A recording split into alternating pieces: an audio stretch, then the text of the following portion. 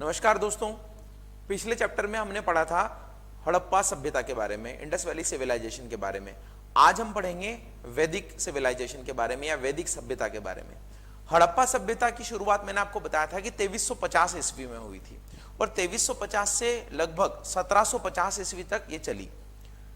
हड़प्पा सभ्यता का अंत कैसे हुआ इसके बारे में कोई भी विद्वान एक मत नहीं है। कई सारे लोग ऐसे बोलते हैं कि बहुत भयंकर बाढ़ के कारण हड़प्पा सभ्यता खत्म हो गई। कई सारे लोग बोलते हैं कि सरस्वती नदी के कारण, जो सूखने के कारण हो गई। कई सारे लोग ऐसा बोलते हैं कि जब आर्य आए उन्होंने आक्रमण किया इस वजह से खत्म हो गई, अकाल के कारण खत्म हुई। अलग अलग रीजन मानते हैं। हालांकि हड़प्पा सभ्यता का एग्जैक्ट पीरियड 2350 ही हो ये जरूरी नहीं है, क्योंकि ये मैंने जो आपको पीरियड बताया ये कार्बन डेटिंग C14 डेटिंग के माध्यम से बताया है। इसके बारे में भी लोगों में एकमतता नहीं है। इवन कई सारे जो सोर्सेज हैं वहां पर 2500 लिखा गया है, 2800 लिखा गया है। कुछ लोग तो इसको 6000 साल पुराना भी मानते हैं। हड़प्पा सभ्यता जब खत्म हुई तो उसके बाद काफी टाइम तक, यानी करीब 200 से 300 सालों तक का इतिहास हमें नहीं पता है कि उस इतिहास के दौरान क्या हुआ। हमारे पास कोई सोर्सेज नहीं है, हमारे पास कोई एविडेंसेस नहीं है कि उस दौरान क्या हुआ। हड़प्पा के बाद में जो हमें जानकारी मिलती है वो है वैदिक सभ्यता के बारे में। और वैदिक सभ्यता एक रूरल सभ्यता थी। हालांकि देखा जाए तो हड़प्पा सभ्यता अच्छी सभ्यता थी, नगरी सभ्यता थी और मनुष्य ने धीरे धीरे विकास किया है। लेकिन भारतीय इतिहास के काल में स्पेसिफिकली यहां पर पहले नगरीय सभ्यता आती है और फिर ग्रामीण सभ्यता आती है। ये वैदिक सभ्यता तो थी जो रूरल सभ्यता थी, जहां पर पशुपालन को सबसे इंपॉर्टेंस दिया गया था। तो वैदिक सभ्यता के बारे में जानने से पहले आप ये जानिए कि वैदिक सभ्यता आर्यों के द्वारा बनाई गई थी। और आर्य लोग कहां से आए थे, आर्य लोग कौन थे, इसके बारे में भी लोगों में एकमतता नहीं है, क्योंकि हमारे पास में सोर्सेज नहीं है। हमारे प्रसिद्ध स्वतंत्रता सेनानी बाल गंगाधर तिलक ने बोला है कि आर्य जो है वहां से आए थे नॉर्थ पोल से। वहां से, यो नॉर्थ पोल से कैसे? क्योंकि ऋग्वेद में यह लिखा गया है कि आर्य उस भूमि के वासी थे जहां पर एक साल का एक दिन होता था।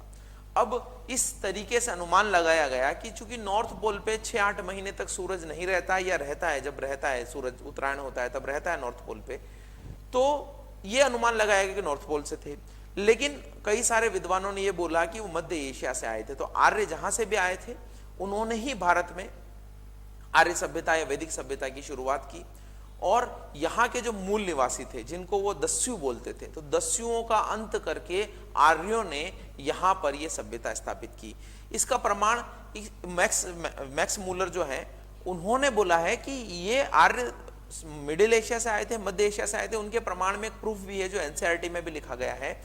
एनसीईआरटी में ये बोला गया है कि मध्य एशिया के लोगों का जब डीएनए लिया गया और वो डीएनए दिल्ली में स्थित लोगों से मैच किया गया तो वो 35-40% तक मैच हुआ।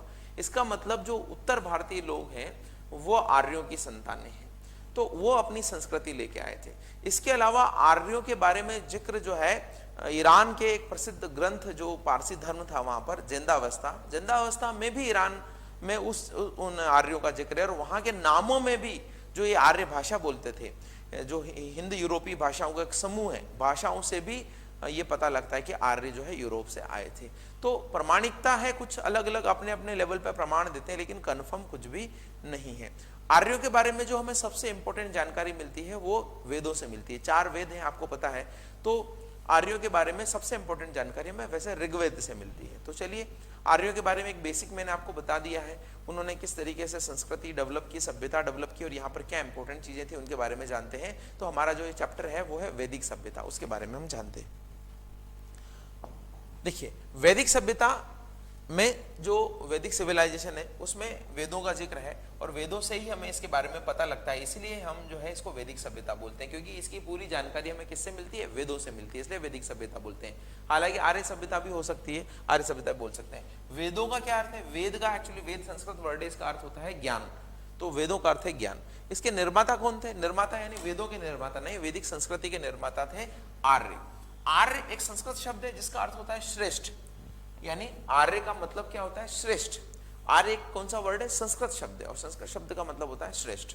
ठीक है, यहां पर देखिए मैंने कुछ हिंदी कुछ इंग्लिश में ऐसे लिखा था कि आपको पता रहे। चीजें हिंदी वालों को भी इशू ना है, इंग्लिश वालों को भी इशू ना है। यहाँ पर क्या है, Vedic because we get the information from Vedas on the life after Indus valley civilization. Indus valley civilization या हड़प्पा संस्कृति के बाद में जो हमें जानकारी मिलती है वो वेदों से मिलती है, इसलिए हम इसको क्या बोलते हैं, वैदिक सभ्यता बोलते हैं। आर्यों ने स्टेब्लिश किया था इसको, it is why that it is called the Vedic civilization. यहां पर जो है आर्य सिविलाइजेशन भी बोलते हैं इसको, आर्यों ने स्टेब्लिश किया था इसलिए इसको आर्य सभ्यता भी बोला जाता है। और मैक्स मूलर, मैंने बताया मैक्स मूलर के अकॉर्डिंग आर्य कहां से आए थे, सेंट्रल एशिया से आए थे, लेकिन मैंने बाल गंगाधर तिलक का भी जिक्र किया, गंगाधर तिलक ने बोला था कि वो नॉर्थ पोल से आए आर्य।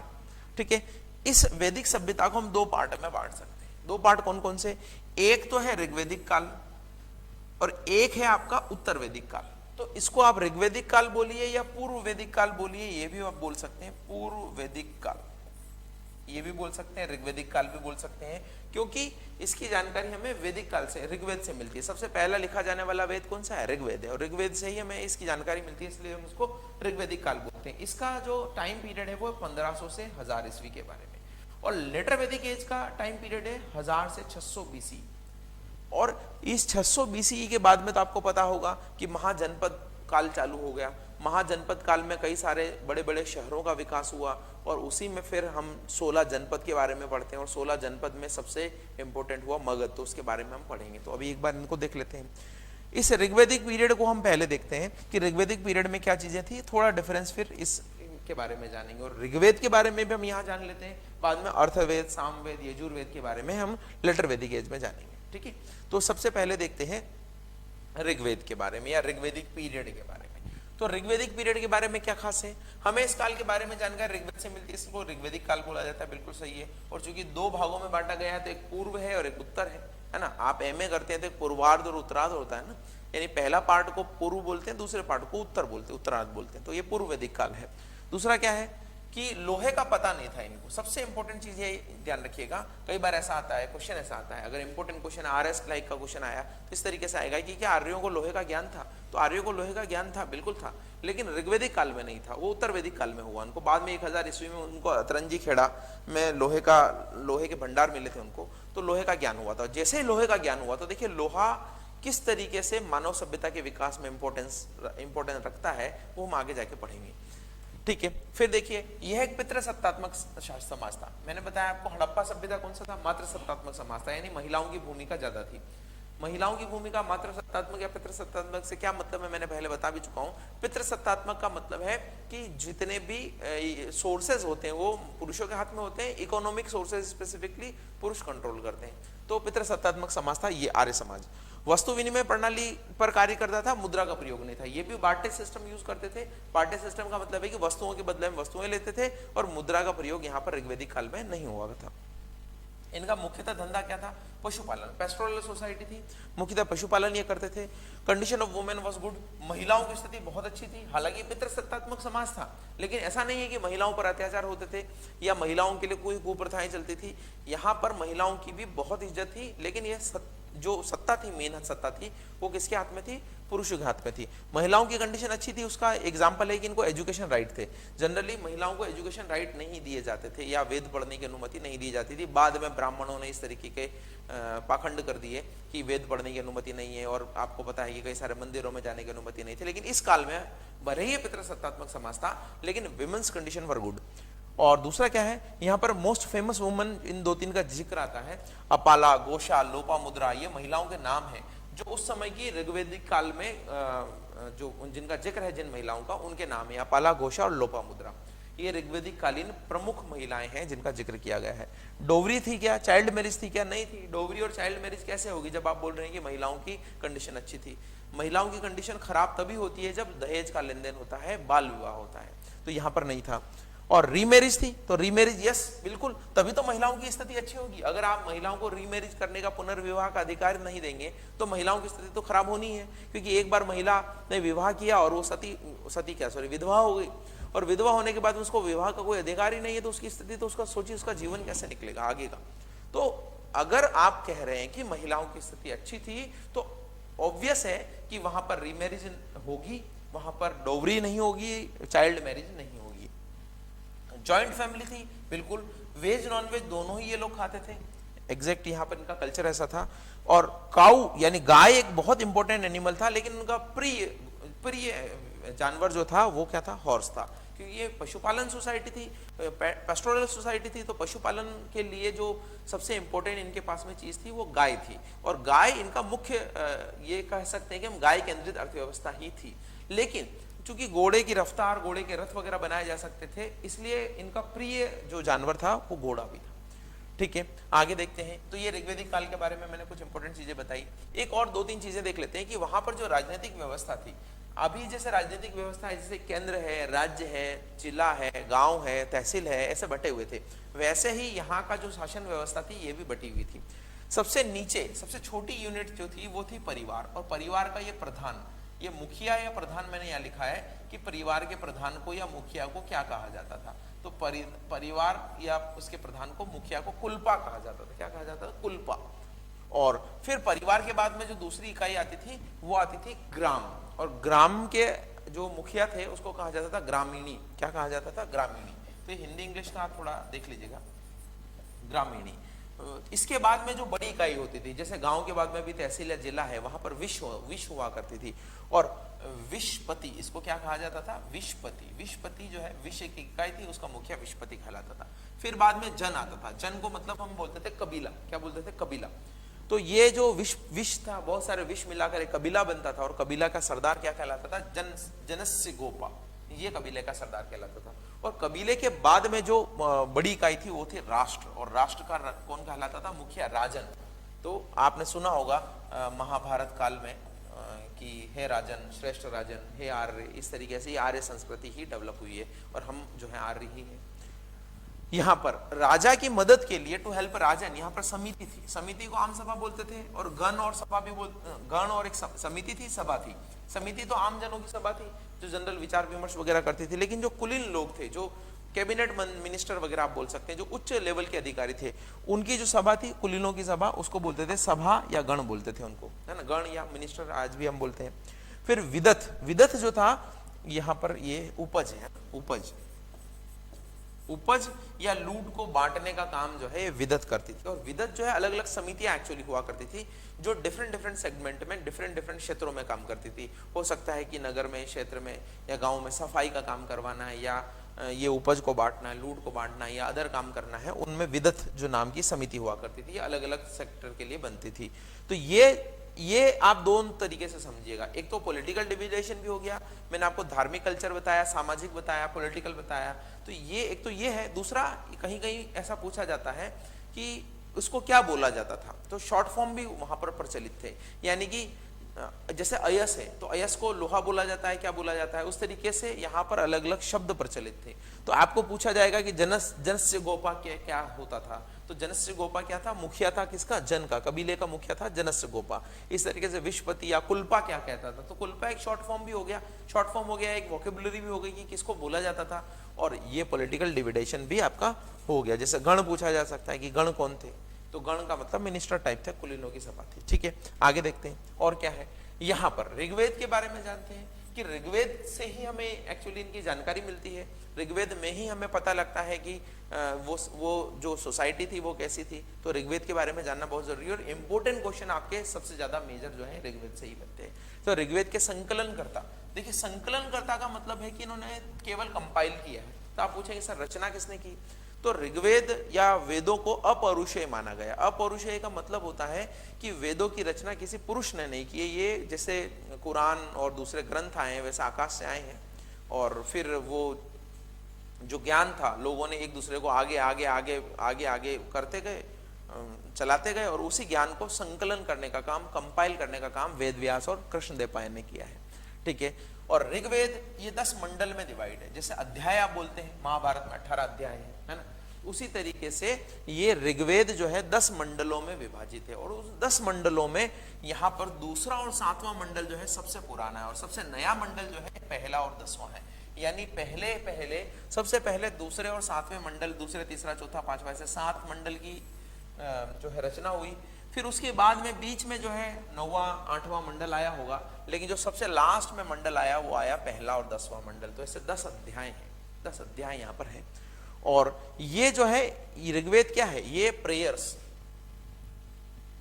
ये जो है क्या है, प्रेयर्स, यानी आप जो है प्रार्थनाओं का जो है इसमें कलेक्शन है। ऋग्वेद में क्या है, जैसे यजुर्वेद, सामवेद और अथर्ववेद में कुछ अलग अलग चीजें हैं, वैसे ही ऋग्वेद में प्रार्थनाओं का एक समूह है, श्लोक हैं, सूक्तियां हैं, उक्तियां हैं, जिनको मंत्र हैं, जिनको गाया जाता है यज्ञ करते समय, अग्नि के सामने उनकी आहुति देते समय उनको गाया जाता है। इसमें ऋग्वेद में यही सारी चीजें हैं। यहां पर देखिए 1028 श्लोक हैं, जिनको सुक्त भी बोल सकते हैं, हाइम्स भी बोल सकते हैं, श्लोक भी बोल सकते हैं, 1028, और 10,580 मंत्र हैं। तो ऋग्वेद में क्या क्या चीजें हैं, 10 तो मंडल हैं, 1028 जो है श्लोक हैं, सुक्त हैं, और 10,580 यहाँ पर मंत्र हैं। तो इतनी सारी चीजें ऋग्वेद में है, और इन मंत्रों का उच्चारण जो है किया जाता था, और वो उच्चारण किया जाता था विभिन्न प्रकार के यज्ञ करते समय, अग्नि के वहां आहुति देते समय, भगवान को, देवताओं को खुश करते समय। वैसे ये यहाँ पर देवताओं की पूजा होती थी, अग्नि, वरुण, इंद्र वगैरह, और ये बहुदेव सोसाइटी थी, यानी एक देवता नहीं था। पानी का देवता, युद्ध का देवता है ना, अलग अलग देवता, वर्षा का देवता, अलग अलग देवता थे। तो अग्निदेव, इस तरीके से देव थे। तो अलग अलग जो आज हम जिन देव को मानते हैं, हम मानते हैं ना पानी के देवता वरुण है, तो ये यहीं से प्रचलित है ये सारी चीजें। तो इतने सारे सूत्र, मंत्र, श्लोक थे, और मैंने बताया कितने मंडल थे। अब यहाँ पर देखिए ये क्वेश्चन आपका कई बार आता है, ये क्वेश्चन आपका आता है, इन मंडलों में, इन 10 मंडलों में 4 मंडल बहुत इंपॉर्टेंट है। 4 मंडल क्यों इंपॉर्टेंट है, क्योंकि तीसरे मंडल में गायत्री मंत्र का जिक्र है, जिसको विश्वामित्र ने कंपाइल किया था, विश्वामित्र ने लिखा था। तो ये गायत्री मंत्र का जिक्र है। आपका क्वेश्चन सीधा सीधा एग्जाम में बनता है कि बताइए गायत्री मंत्र का जिक्र किस मंडल में किया गया है। तो चूंकि ऋग्वेद में 10 अध्याय थे, उन 10 अध्याय में से तीसरे अध्याय में गायत्री मंत्र का जिक्र है। ठीक है, फिर इसके बाद में क्या है, 9वें मंडल। 9वें मंडल, ये 7वां मैंने नीचे लिख दिया, एक्चुअली यहाँ होना चाहिए था, कोई बात नहीं। 9वें मंडल में जिक्र है सोम का। सोम एक देवता थे जिनको प्लांट का देवता बोला जाता था, यानी कि वनस्पति के देवता जो थे सोम थे। हम सोमरस भी बोलते हैं, सोमरस वैसे मदिरा को बोलते हैं, और मदिरा भी किससे बनता है, प्लांट से बनता है, जौ से बनता है ना, बार्ले से बनता है। तो इस तरीके से वहां पर भी यही चलता था, और वहां पर भी दारू को सोमरस ही बोला जाता था। तो सोम जो किसके देवता थे, प्लांट्स के देवता थे। उसी तरीके से 7वें मंडल में, 7वें मंडल में एक बहुत इंपॉर्टेंट युद्ध का जिक्र है, दासराग्य युद्ध। और ये जो दासराग्य युद्ध था ना, इसका वर्णन जो है 7वें मंडल में किया गया है। अब ये युद्ध क्या था, इसके बीच में क्या था, देखिए आर्य जब भारत में आए, हम बात कर रहे हैं कि वो मध्य एशिया से आए।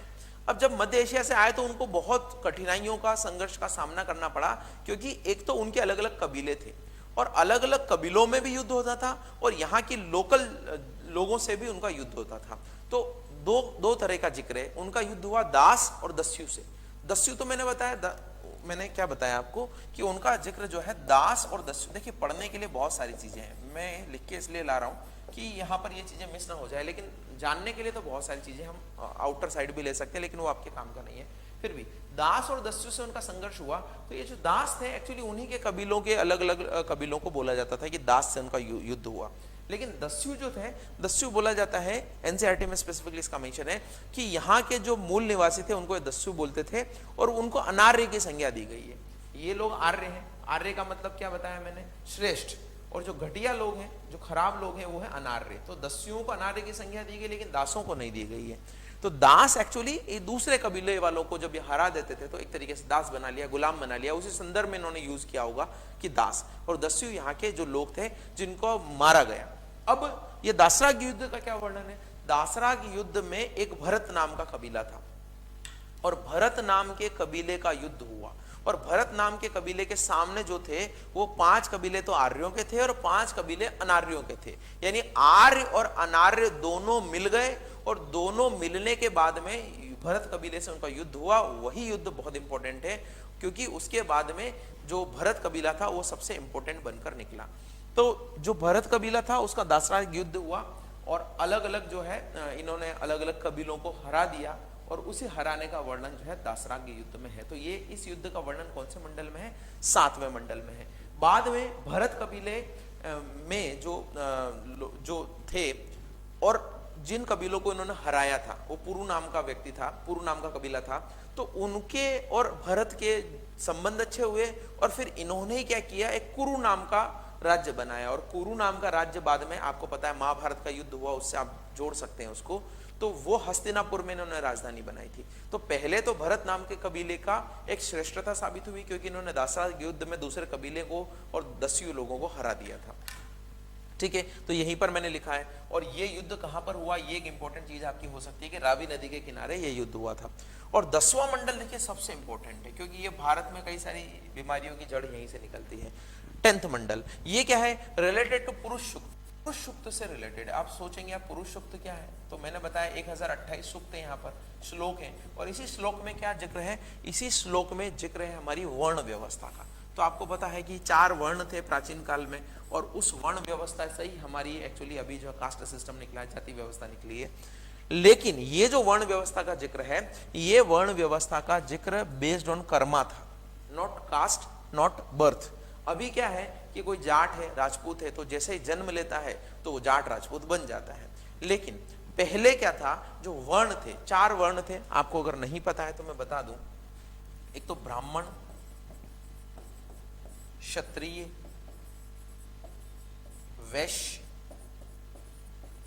और शूद्र, ये 4 वर्ण थे। और ये वर्ण का मेंशन पुरुष सूक्त में किया गया। और पुरुष सूक्त का जो श्लोक है, जो सुक्ति है, जो उक्ति है, वो कहां पर है, 10वें मंडल में है। तो ये जो 4 वर्णों का जिक्र किया गया है, ये 4 वर्ण में सबसे श्रेष्ठ था ब्राह्मण, और ब्राह्मण के बाद में क्षत्रिय, वैश्य और शुद्र। ब्राह्मण का काम क्या था, शिक्षा दीक्षा पाठ पूजा पढ़ाई लिखाई वेद वगैरह लिखना, ये सारा ब्राह्मण का काम था। क्षत्रियों का काम था युद्ध लड़ना, क्षत्रियों का काम था रक्षा करना, वैश्य का काम था व्यापार व्यवसाय करना, और इन तीनों वर्गों की सेवा करने का काम शूद्रों का था। ये ऐसा लिखा है, मैं नहीं बोल रहा हूं, ऐसा मैं नहीं बोल रहा हूं, ये यहाँ पर लिखा है। और यहाँ पर कौन क्षत्रिय बनेगा, कौन ब्राह्मण बनेगा, कौन शूद्र बनेगा, कौन वैश्य बनेगा, उसके कर्मों के ऊपर डिसाइड था। जो जैसा काम करेगा, जिसकी जैसी एबिलिटी होगी, उसके अकॉर्डिंग उसका जो है वर्ण डिसाइड हो जाएगा। तो वर्ण व्यवस्था की शुरुआत इसी पुरुष सूक्त से होती है। इसलिए आपको पता होगा लेफ्टिस्ट वाम दल वाले जो हैं हमेशा पुरुष सूक्त या ऋग्वेद वगैरह इनकी आलोचना करते हैं, क्योंकि वो इनको नहीं मानते। ठीक है, और एक चीज और यहाँ पर जिक्र आता है कहानी का, कि ये जो है, ये सारे जो वर्ण निकले हैं, ये ब्रह्मा जी से निकले हैं। ब्रह्मा जी की ये मुख से जो निकले हैं, वो ब्राह्मणों की उत्पत्ति हुई है। ब्रह्मा, क्योंकि मुख से उत्पत्ति हुई है, यानी कि जो शिक्षा दीक्षा का काम करते थे ब्राह्मण करते थे, आपको याद रखने में आसानी रहेगी, क्योंकि हम जो भी बोलते हैं मुंह से बोलते हैं। तो मुख से उत्पत्ति हुई है ब्राह्मणों की, और जो उनकी भुजाओं से उत्पत्ति हुई है, तो भुजाओं का मतलब शक्तिशाली व्यक्ति, जो लड़ने वाला व्यक्ति है। तो क्षत्रियों की उत्पत्ति भुजाओं से हुई है, उनकी जंघाओं से उत्पत्ति, थाई से जो उनकी उत्पत्ति हुई है, वो हुई है किसकी, वैश्यों की, और पैरों से उत्पत्ति हुई है शूद्रों की। तो इस तरीके से ब्रह्मा जी की कथा भी यहाँ पर शामिल की गई है। तो वर्ण व्यवस्था की ध्यान रखिएगा। तो तीसरा, 7वां, 9वां और 10वां। तीसरे में जिक्र है किसका, आपका गायत्री मंत्र का जिक्र है। 7वें में दशरथ युद्ध का वर्णन है, जो सबसे इंपॉर्टेंट युद्ध उस समय हुआ था। फिर बाद में 9वें में जिक्र है आपका किसका, सोम देवता का, जो कि प्लांट्स के देवता थे। और 10वें में जिक्र है सबसे इंपॉर्टेंट पुरुष सूक्त का, वर्ण व्यवस्था की शुरुआत हम यहाँ से मान सकते हैं। इसके बाद में देखिए ऋग्वेद की कई बातें जो है ईरानी भाषा के ग्रंथ ज़ेंदा अवस्था से मिलती है। ये कई नाम आपको अवस्था भी मिलेगा, ज़ेंदा अवस्था ही मिले जरूरी नहीं है। आपको पता नहीं होगा कि पहले ईरान जो अभी एक शिया कंट्री है, जो मुस्लिम कंट्री है, और ईरान और सऊदी अरब के बीच में इसलिए युद्ध होता है कि शिया और सुन्नी जो है वहां पर है। तो ईरान में जो शिया धर्म या मुस्लिम धर्म आया, उससे पहले वहां पर पारसी धर्म हुआ करता था। और पारसियों का, जिसको जरथुस्ट्र बोलते हैं हम, तो पारसियों का जो सबसे इंपॉर्टेंट ग्रंथ है वो है ज़ेंदा अवस्था। पारसी माइग्रेट हुए, बाद में भगा दिए गए, मार दिए गए। पारसी अभी भी इंडिया में बहुत कम पॉपुलेशन में रहते हैं। तो पारसी ऐसी कम्युनिटी है जहाँ पे ये बोला जाता है कि मरने के बाद में उनकी देह भी लोगों के काम आए तो जलाते नहीं है, छोड़ देते हैं कि पशु पक्षी खा ले। पारसी ऐसा धर्म है। ठीक है, तो पारसियों का धार्मिक ग्रंथ है ज़ेंदा अवस्था, और यहाँ की कुछ जो चीजें हैं वो ज़ेंदा अवस्था से मिलती है ऋग्वेद की। तो मैंने बताया कि ऋग्वेद मध्य एशिया से आए थे। चूंकि मध्य एशिया से आते समय ईरान बीच में पड़ता है, तो हो सकता है कि ईरान होते हुए आए या कुछ टाइम रहे या कुछ भी, मतलब हमें पता नहीं है पुरानी चीजों के बारे में इतना, लेकिन ज़ेंदा अवस्था से यहाँ की बातें मिलती है और कई सारे नाम भी मिलते हैं। ठीक है, फिर यहाँ पर जो ऋग्वेद के श्लोकों को गाता है, अटर करता है, रिसाइट्स करता है, चैंट करता है, उसको बोलता जाता है होत्र। होत्र ये एक्चुअली ऐसा नाम है, होत्र, यानी वन हु अटर्स, जो ऋग्वेद के मंत्रों को ऊंची आवाज में गाता है उसको बोला जाता है होत्र। और एक्चुअली ये गाना होता है का मतलब इस तरह के मंत्रों को गाने को हम बोलते हैं होता। क्या बोलते हैं, होता, और जो एक होता वाला काम करता है उसको क्या बोला जाता है, होत्र बोला जाता है, होत्र। ठीक है, ये क्वेश्चन कभी आ सकता है, बहुत डेप्थ में हम चले गए, छोड़िए। ऋग्वेद के सबसे प्रतापी देवता कौन है, इंद्र। ऋग्वेद के सबसे प्रतापी देवता है इंद्र। उन्हें पुरंदर क्या कहा जाता है, पुरंदर या किलों को तोड़ने वाला भी कहा जाता है। एक्चुअली ये कहा जाता है कि आर्यों की भारतवर्ष में विजय या आर्यों को दस्युओं को हराने के दो कारण थे। एक तो था पुर और एक है अश्व। उनके पास में घोड़े थे जिससे युद्ध आसानी से जीता जा सकता था। दूसरा वो पुर बनाते थे। पुर का मतलब क्या होता है, किले बनाते थे, और किले बनाते थे तो सुरक्षात्मक रहते थे उनके किले। तो उन्होंने इंद्र को पुरंदर कहा है, क्योंकि दूसरे कबीले पर जब हमला करते थे तो वहां किलों को तोड़ के ही जीत सकते हैं, इसलिए इंद्र का आह्वान करते थे, इंद्र की मदद लेते थे किलों को तोड़ने में। एक तरीके से मान के चलिए इनडायरेक्ट रूप से भगवान की शक्ति आपने ली है। तो इंद्र को पुरंदर बोलते थे, किलों को तोड़ने वाला इसको कहा गया है। युद्ध का देवता भी इंद्र को कहा गया है, क्योंकि अनार्यों को हराने में इंद्र ने मदद की है आर्यों की, तो इंद्र को ही जो है पुरंदर कहा गया है। और सबसे ज्यादा बार जिक्र जो है इंद्र का हुआ है। अगर देवताओं की हम बात करें तो देवताओं में सबसे ज्यादा बार जिक्र किसका हुआ है, 250 बार जिक्र ऋग्वेद में इंद्र का हुआ है। और सबसे ज्यादा सुक्त भी जो है इंद्र पर ही है। इंद्रा इंद्रा हो गया, ये एक्चुअली इंद्र लिख लीजिएगा, क्योंकि एक्चुअली मैं ये सारी चीजें मैंने टाइप की है अपने हाथ से, ऐसा नहीं है कि टाइपिस्ट ने टाइप किए। मैं वही चीजें लेता हूं जो आपको अच्छे से पढ़ाना है, क्योंकि क्लास में जब हम पढ़ाते थे तब तो सीधा बोल देते थे, यहाँ पर प्रिंटेड रहता है तो हिंदी टाइपिंग आती नहीं है, तो इंग्लिश से टाइपिंग की, इसलिए कभी कभी इंद्र का इंद्रा हो जाता है। और बाकी माता के बारे में, पिता के बारे में, जन के बारे में, जन मैंने आपको बताया ना, कबीले और जन यहाँ पर मैंने बताया था आपको। मैंने आपको बताया था कि पॉलिटिकल यूनिट जो है वो इस तरीके से, तो जन कबीला और जनस्य गोपा, तो जन का भी जिक्र है, इनका भी जिक्र है, कई सारे इनका जिक्र है। तो सबसे ज्यादा बार जिस देवता का जिक्र है, ये क्वेश्चन इनडायरेक्ट रूप से आता है, ध्यान रखिएगा कि सबसे ज्यादा बार किस देवता का जिक्र जो है ऋग्वेद में किया गया, तो वो है इंद्र।